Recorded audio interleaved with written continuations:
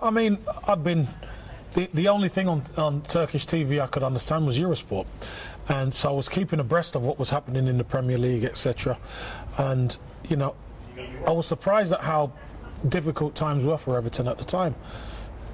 But looking into it, you know, you had Francis Jeffers and Danny Cadamarteri up front, and maybe that was the key. You know, he didn't have enough experience up there. And what happened with me out in Turkey, obviously, is pretty well documented. But you know, I had a great time in Turkey.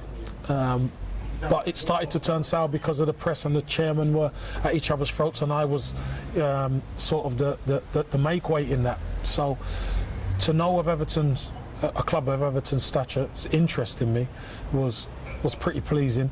And when I got asked would I come, you know, I said definitely I'd jump at the chance to come to the club. And you know, this is a massive club, and you know, for someone like myself to get that opportunity to come here, I was definitely going to take it with both hands.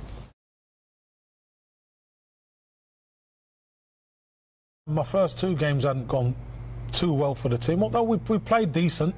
You know, we hadn't got the result, and I think we just hit the bottom three after losing 2-1 against Sheffield Wednesday here at Goodison Park. And you know, I never forget being in the dressing room after. The manager, Walter Smith at the time, said, you know, now we're gonna see if you've got the stomach and the heart for fighting. And I'm one not to run from a challenge, and the challenge was, you know, we've got to win our next game. Now that we've hit the bottom three, we've got to get out straight away. And you know, everything, it was just a culmination of everything came together. You know, scored 2 goals, and you know, the second goal was at, you know, Gladys Street end, and you know, it just, I don't know, it's like the crowd drew me to them. And you know, I think that was the catalyst for me to go on and get 9 goals in 8 games.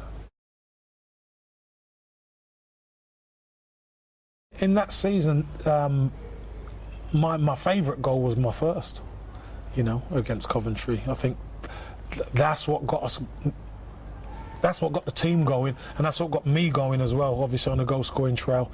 But there was so much quality in that team, that squad, that as a striker, you know, myself and Franny Jeffers just gelled together. But you know, all we needed to do was make the runs, and you know, we'd find ourselves, the ball would be there. So it was a fantastic time to play for Everton Football Club, because everything just started to click.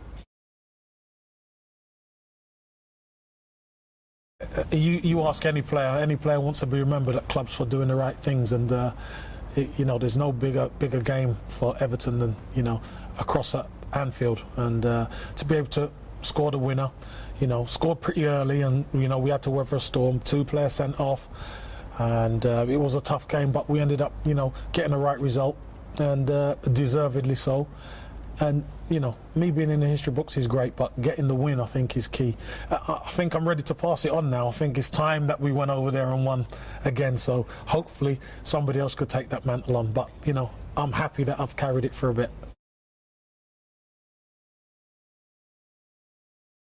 Everton, you know, it's well documented how much Everton means to me. And you know, even just walking along the street, you know, you really get another sense. Always, never leaves me of how much, you know, I mean to the Everton fans. So it's always it's nice coming back to Goodison Park and you know, helping the relationship blossom.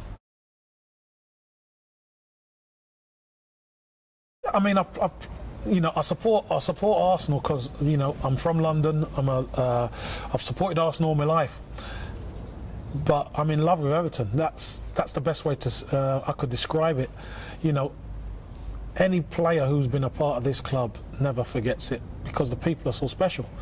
There's such a good feeling about the club, and the way the people are. You know, very knowledgeable crowd. You know, they know their football, and you know, you give everything, and the fans respond, and. I think that's why we got on so well, because I gave everything I could for this club, and you know, the fans gave me everything they could. So you know, long may it continue. Yeah, since football, I mean, I was in the music business for a bit, and I got out of that. But now I'm into football. Actually, I'm into helping grassroots players improve and develop through Pass to Pro, which is a venture, because a lot of the youngsters these days don't get the opportunities to be mentored by professionals, unless they go into a club at academy level, and even then they're not being mentored. So we're doing it right across the board. Even some professionals are being mentored. So we're trying to help along the way. Still in security business as well, into social media, new aspects of social media that's gonna come to the fore. Really just keep myself busy doing that stuff. I'm into property and all other stuff like that. So I make sure my hands ain't idle, but I still have time to be a chauffeur, which is my main job, as my son says, to whisk him around.